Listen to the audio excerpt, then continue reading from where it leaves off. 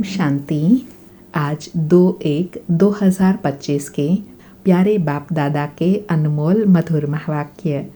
आज की मुरली के सार में विश्व रचता बाप ने समय की स्मृति दिलाते हुए कहा कि बाप एक्यूरेट टाइम पर आते हैं, उसमें ज़रा भी फर्क नहीं पड़ सकता। फिर प्रश्न पूछते हुए कहा कि बच्चे गीत गाते हैं, यह कौन आया आज सवेरे सवेरे, तो सवेरे कितने बजे होता है। बाबा कहे वह हद का सवेरा 12:01 के बाद शुरू होता है, जिसको एएम कहते हैं। लेकिन शिव बाबा एक्यूरेट सवेरे सवेरे आते हैं, अर्थात शिव बाबा ब्रह्म मुहूर्त के समय पर आते हैं, जब कलयुगी रात पूरी होती है और सतयुगी दिन शुरू होता है, जिसको ही सवेरा अर्थात अमृत वेला कहा जाता है। फिर कहा कि अभी बेहद के बाप ने ऑर्डिनेंस निकाला है कि बच्चे काम जीत जगत जीत बनो, और कहा अभी तुम राजयोग सीख रहे हो ना, तुम बच्चे स्लोगन भी लिखते हो ना, बी होली बी राजयोगी, पवित्र बनो योगी बनो। और नया साल शुरू हो गया है और शिव जयंती आने वाली है, तो बाबा ने सेवा के लिए गुह्य गुह्य बातें सुनाते हुए कहा कि अभी सभी अपने सेंटर्स पर व अपने घर पर अच्छी रीति शिव जयंती मनाओ और बोर्ड बनाकर लिख दो कि शिव बाबा गीता ज्ञानदाता बेहद के बाप से वर्षा लेने का रास्ता आकर सीखो। और अंडरलाइन कराते हुए कहा कि घर घर में शिव जयंती मनानी चाहिए, क्योंकि तुम बच्चे ज्ञान गंगा हो। तुमको इस शिव जयंती पर सबको बाबा का परिचय ज़रूर देना है। और साथ में कहा कि शास्त्रों में भी है कि घर घर में संदेश दिया और कोई रह गया तो उसने आकर उल्हाना दिया कि हमको नहीं बताया। तो बाबा कहे यह तो बाप का जन्मदिन है, स्वयं भगवान आए हैं, तो पूरा ढिंढोरा पिटना चाहिए। एक दिन ज़रूर आएगा जो सबको पता पड़ेगा कि स्वयं भगवान आए हुए हैं। फिर दूसरी गुह्य विधि बताते हुए कहा कि यह शिव जयंती का त्योहार वास्तव में तुम्हारे लिए सच्ची दीपावली है। जब शिव बाबा आते हैं तो घर घर में रोशनी हो जाती है, तो बच्चों को इस त्योहार को खूब बत्तियां आदि जलाकर रोशनी से मनाना है। यह शिव जयंती ही तुम्हारे लिए सच्ची दीपावली है। सुनते हैं प्यारे बाप दादा के अनमोल मधुर महावाक्य। आज बाबा कहे मीठे बच्चे, बाप का पार्ट एक्यूरेट है, वह अपने समय पर आते हैं, जरा भी फर्क नहीं पड़ सकता। उनके आने का यादगार शिवरात्रि खूब धूमधाम से मनाओ। शिवरात्रि नज़दीक आने वाली है, इसलिए बाबा विशेष अटेंशन दिला रहे हैं कि शिवरात्रि पर खूब सेवा करो, बाप का परिचय दो, जो कोई एक आत्मा भी बाप के परिचय से वंचित न रह जाए। आज मुरली से प्रश्न है, किन बच्चों के विक्रम पूरे पूरे विनाश नहीं हो पाते। उत्तर में बाबा कहे जिनका योग पूरा ठीक नहीं है, बाप की याद नहीं रहती, तो विक्रम विनाश नहीं हो पाते। योग युक्त न होने से उनकी सद्गति नहीं होती, पाप रह जाते हैं, तो फिर पद भी कम हो जाता है। योग नहीं तो नाम रूप में फंसते रहते हैं, उनकी ही बातें याद रहती हैं, वह देही अभिमानी नहीं रह सकते। आज मुरली में गीत बजा, यह कौन आया आज सवेरे सवेरे। ओम शांति। सवेरे कितने बजे होता है? बाबा पूछ रहे हैं सवेरे कितने बजे होता है। बाबा सवेरे कितने बजे आते हैं? तो कोई ने कहा 3 बजे, कोई ने कहा 4 बजे, कोई ने कहा संगम पर, कोई ने कहा 12 बजे। तो बाबा कहे बाबा एक्यूरेट पूछते हैं, 12 बजे को तुम सवेरा नहीं कह सकते हो। 12:01 हुआ, 1 मिनट हुआ तो एएम अर्थात सवेरा शुरू हुआ। यह बिल्कुल सवेरा है। ड्रामा में इनका पार्ट बिल्कुल एक्यूरेट है, सेकंड की भी देरी नहीं हो सकती। यह ड्रामा अनादि बना हुआ है। 12:01 जब तक नहीं हुआ है तो एएम नहीं कहेंगे। यह बेहद की बात है। बाबा कहे यह हद के एएम की बात नहीं है, यह बेहद की बात है कि बाबा संगम युग पर बिल्कुल एक्यूरेट टाइम पर आते हैं। जैसे रात और सवेरे का संगम होता है, ऐसे ही कलयुगी रात और सतयुगी दिन के संगम पर बाबा आते हैं। बाप कहते हैं मैं आता हूँ सवेरे सवेरे। विलायत वालों का एएम पीएम एक्यूरेट चलता है, उन्हों की बुद्धि फिर भी अच्छी है। वह इतना सतो प्रधान भी नहीं बनते हैं तो तमो प्रधान भी नहीं बनते हैं। भारतवासी ही 100% सतो प्रधान फिर 100% तमो प्रधान बनते हैं। तो बाप बड़ा एक्यूरेट है। सवेरे अर्थात 12:01 सेकंड का हिसाब नहीं रखते, सेकंड का पास होने में मालूम नहीं पड़ता। अब यह बातें तो बच्चे ही समझते हो, दुनिया तो बिल्कुल घोर अंधियारे में है। बाप को सभी भगत दुख में याद करते हैं, पतित पावन आओ, परंतु वह कौन है, कब आते हैं, यह कुछ भी नहीं जानते। मनुष्य होते हुए एक्यूरेट कुछ भी नहीं जानते, क्योंकि पतित तमो प्रधान है। काम की कितनी तमो प्रधानता है।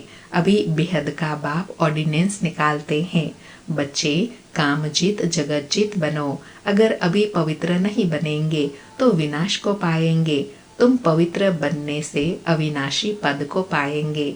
अंडरलाइन, बाबा कहते हैं पवित्र बनने से अविनाशी पद को पाएंगे। तुम राजयोग सीख रहे हो ना। स्लोगन भी लिखते हैं, बी होली बी योगी। वास्तव में लिखना चाहिए बी राजयोगी। योगी तो कॉमन अक्षर है। ब्रह्म से योग लगाते हैं, वह भी योगी ठहरे। बच्चा बाप से, स्त्री पुरुष से योग लगाती है, परंतु यह तुम्हारा है राजयोग। बाप राजयोग सिखलाते हैं, इसलिए राजयोग लिखना ठीक है। Be holy and be Rajyogi. दिन प्रतिदिन करेक्शन होती रहती है। बाप भी कहते हैं, आज तुमको गुह्य से गुह्य बातें सुनाता हूँ। अब शिव जयंती भी आने वाली है।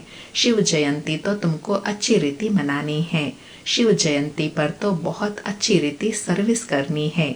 जिनके पास प्रदर्शनी है सभी अपने अपने सेंटर पर अथवा घर में शिव जयंती अच्छी रीति मनाओ और लिख दो, शिव बाबा गीता ज्ञान दाता, बाप से बेहद का वर्षा लेने का रास्ता आकर सीखो।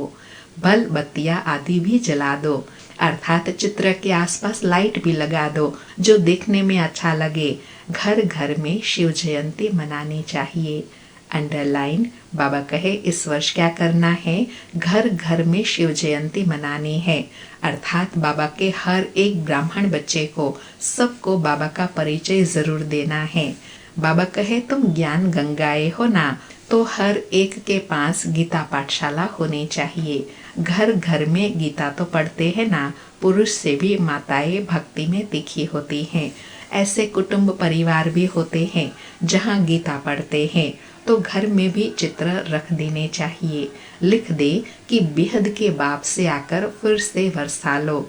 यह शिव जयंती का त्योहार वास्तव में तुम्हारी सच्ची दीपावली है। अंडरलाइन, बाबा कहे यह शिव जयंती त्योहार तुम्हारे लिए वास्तव में सच्ची दीपावली है। अर्थात इस त्योहार को बहुत ही धूमधाम से मनाना है। और धूमधाम से मनाने का भावार्थ है कि हर एक आत्मा को बाबा से मिलाना। जब शिव बाप आते हैं तो घर घर में रोशनी हो जाती है। यह त्योहार को खूब बत्तियां आदि जलाकर रोशनी कर मनाओ। तुम सच्ची दीपावली मनाते हो। बाबा ने अर्थ समझाया कि शिव जयंती को दीपावली के त्योहार के रूप में क्यों मनाना है, क्योंकि शिव बाबा जब आते हैं तो हम बच्चों की आत्मा की ज्योति जगती है और साथ साथ ज्ञान से, समझ से घर में, व्यवहार में, संबंध में रोशनी आती है। अर्थात सुखद जीवन का अनुभव करते हैं। तो बाबा कहे तुम सच्ची दीपावली मनाते हो। फाइनल तो होना है सतयुग में। वहाँ सतयुग में घर घर में रोशनी ही रोशनी होंगी। अर्थात हर एक आत्मा की ज्योति जगी रहती है। यहाँ तो अंधियारा है, आत्माएं आसुरी बुद्धि बन पड़ी है। वहाँ सतयुग में आत्मा पवित्र होने से देवी बुद्धि रहती है। आत्मा ही पतित, आत्मा ही पावन बनती है। अभी तुम वर्थ नॉट पेनी से वर्थ पाउंड बन रहे हो। आत्मा पवित्र होने से शरीर भी पवित्र मिलेगा। यहाँ आत्मा अपवित्र है तो शरीर और दुनिया भी इम्प्योर है। इन बातों को तुम्हारे में से कोई थोड़े हैं जो यथार्थ रीति समझते हैं और उनके अंदर खुशी होती है। नंबरवार पुरुषार्थ तो करते रहते हैं। ग्रहचारी भी होती हैं। कभी राहु की ग्रहचारी बैठती है तो आश्चर्यवत भागंती हो जाते हैं। बृहस्पति की दशा से बदलकर ठीक राहु की दशा बैठ जाती है। काम विकार में गया और राहु की दशा बैठी। मल्ल युद्ध होती है ना। बाबा दशाएं कैसे बदलती हैं वह बता रहे हैं कि बाबा की याद में रहने से, धारणा में रहने से बृहस्पति की दशा होती है, और बाबा की याद भूलने से, धारणा छूटने से फिर राहु की दशा बैठ जाती है। तुम माताओं ने देखा नहीं होगा, क्योंकि माताएं होती हैं घर की घरेत्री। अभी तुमको मालूम है, भ्रमरी को घरेत्री अर्थात घर बनाने वाली कहते हैं। घर बनाने का अच्छा कारीगर है, इसलिए घरेत्री नाम है। इतनी मेहनत करती है, वो पक्का मिस्त्री है। 2-3 कमरा बनाती है, 3-4 कीड़े ले आती है। बाबा ने कितनी गुह्य और सूक्ष्म बात समझाई एग्जाम्पल देकर कि माताएं और भ्रमरी समान हैं, दोनों घर बनाती हैं, कितना कमाल करती हैं।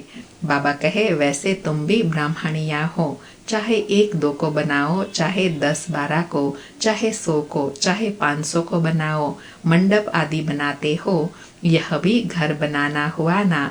उनमें बैठ सबको ज्ञान की भूं भूं करते हो।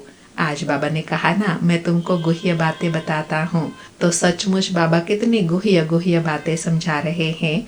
फिर कोई तो समझकर कीड़े से ब्राह्मण बनते हैं, कोई सड़ा हुआ निकलते हैं, अर्थात इस धर्म के नहीं है। इस धर्म वालों को ही पूरे रीति टच होगा। तुम तो फिर भी मनुष्य हो ना, तुम्हारी ताकत उनसे, भ्रमरी से तो जास्ती है। तुम 2000 के बीच में भी भाषण कर सकते हो, आगे चल 4-5 हजार की सभा में भी तुम जाएंगे। बाबा के उस समय के महावाक्य आज देखो लाखों की सभाओं में भी बाबा के बच्चे भाषण करते हैं। भ्रमरी की तुम्हारे से भेंट है।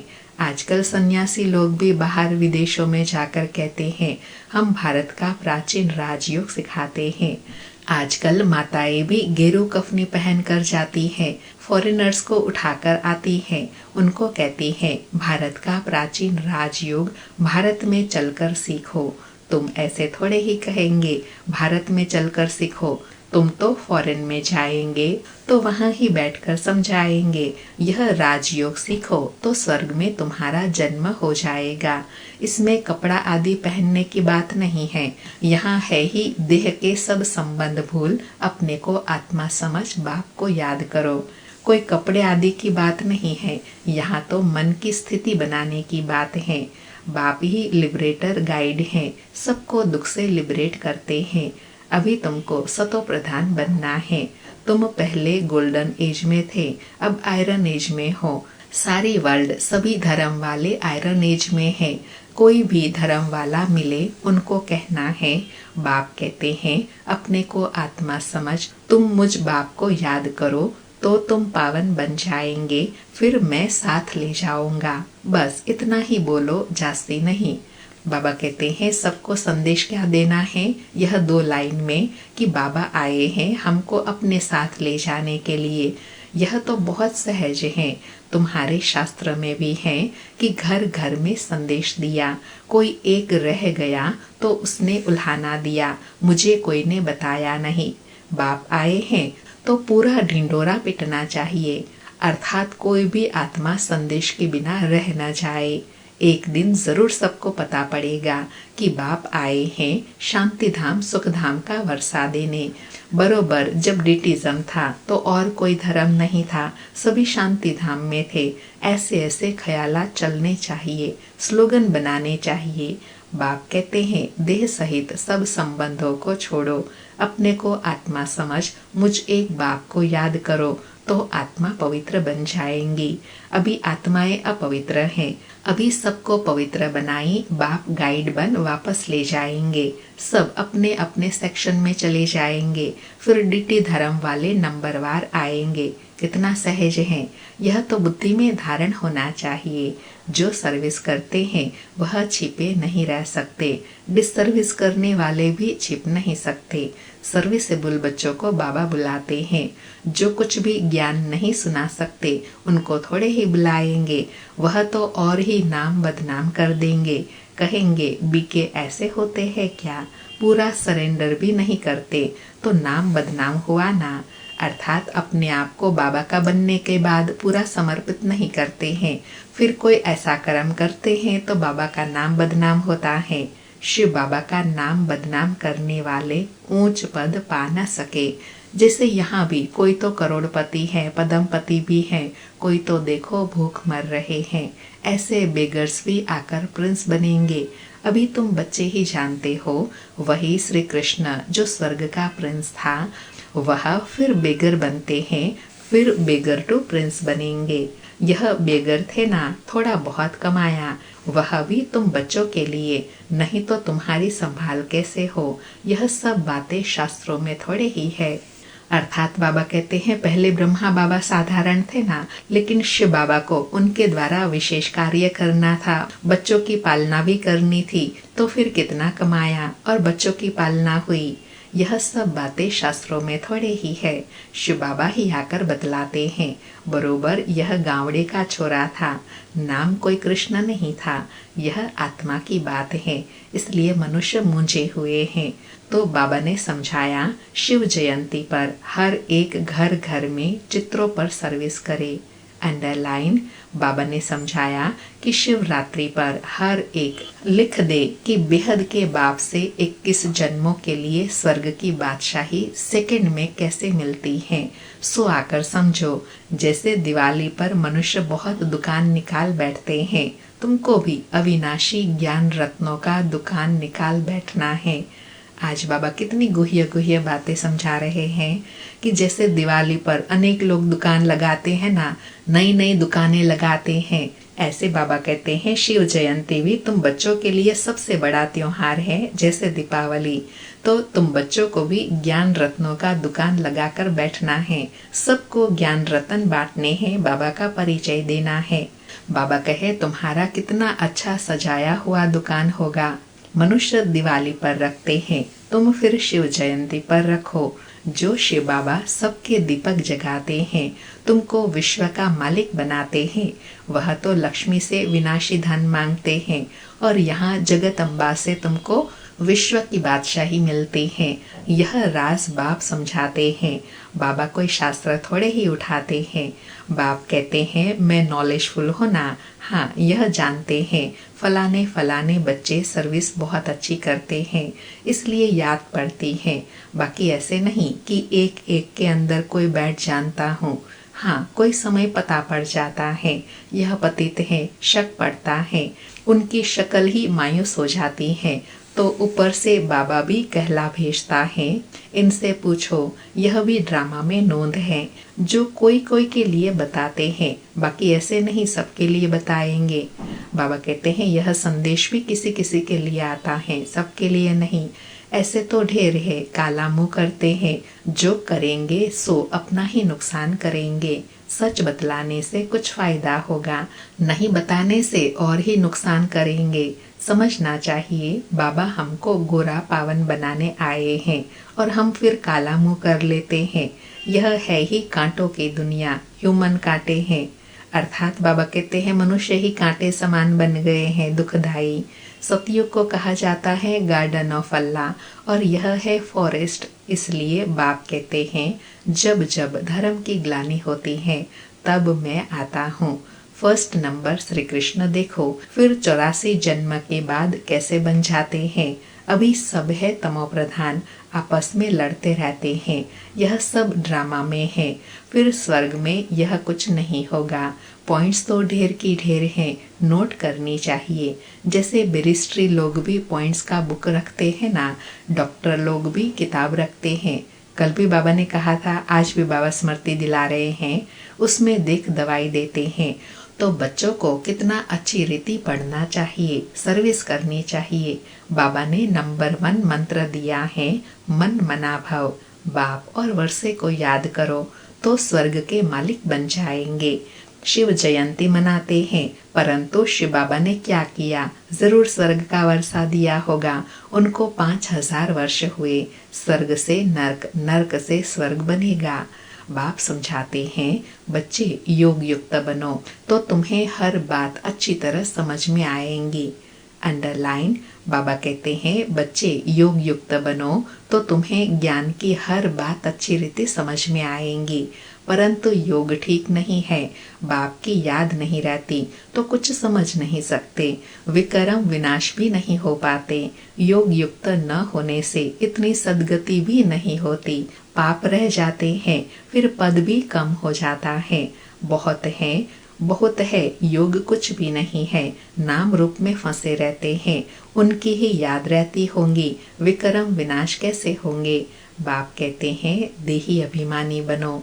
बाबा कहे अगर देही अभिमानी रहेंगे तो बाबा की याद रहेंगी, अगर देह अभिमान में आए तो दूसरों के नाम रूप में फंसे रहेंगे, फिर उनकी ही याद रहेंगी, फिर विक्रम विनाश भी नहीं होंगे। इसलिए बाप कहते हैं देही अभिमानी बनो। अच्छा, मीठे मीठे सिकेलधे बच्चों प्रति माता पिता बाप दादा का याद प्यार और गुड मॉर्निंग। रूहानी बाप की रूहानी बच्चों को नमस्ते। हम रूहानी बच्चों की रूहानी माता पिता बाप दादा को याद प्यार गुड मॉर्निंग और नमस्ते नमस्ते। सारी मुरली से धारणा के लिए सार हैं। पहला पॉइंट, शिव जयंती पर अविनाशी ज्ञान रत्नों का दुकान निकाल सेवा करनी है। घर घर में रोशनी कर सबको बाप का परिचय देना है।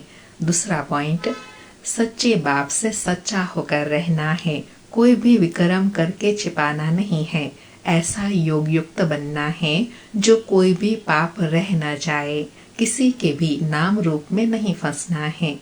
आज प्यारे बाबा का वरदान है, मैं पन के भान को मिटाने वाले ब्रह्मा बाप समान श्रेष्ठ त्यागी भव। मैं पन के भान को मिटाने वाले ब्रह्मा बाप समान श्रेष्ठ त्यागी भव।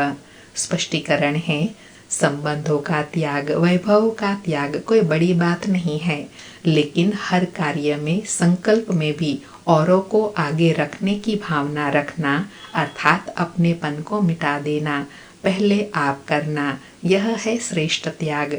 इसे ही कहा जाता है स्वयं के भान को मिटा देना। जैसे ब्रह्मा बाप ने सदा बच्चों को आगे रखा, मैं आगे रहूं, इसमें भी सदा त्यागी रहे। इसी त्याग के कारण सबसे आगे अर्थात नंबर 1 में जाने का फल मिला, तो फॉलो फादर। आज बाबा ने ब्रह्मा बाप समान फॉलो फादर करने के लिए कहा और उसमें विशेष कहा कि मैं पन के भान को मिटाना है, इसको ही श्रेष्ठ त्यागी कहेंगे। आज का स्लोगन है, फट से किसी का नुकसान निकाल देना यह भी दुख देना है। फट से किसी का नुकसान निकाल देना यह भी दुख देना है।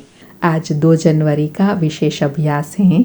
अभ्यास का टाइटल है, अपनी शक्तिशाली मनसा द्वारा सकाश देने की सेवा करो।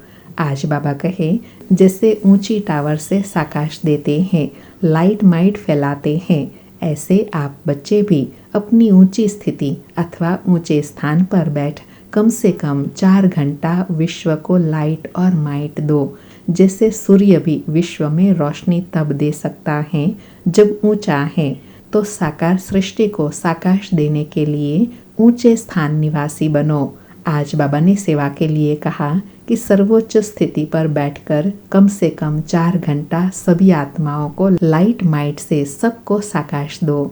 अच्छा, ओम शांति। शुक्रिया बाबा, शुक्रिया।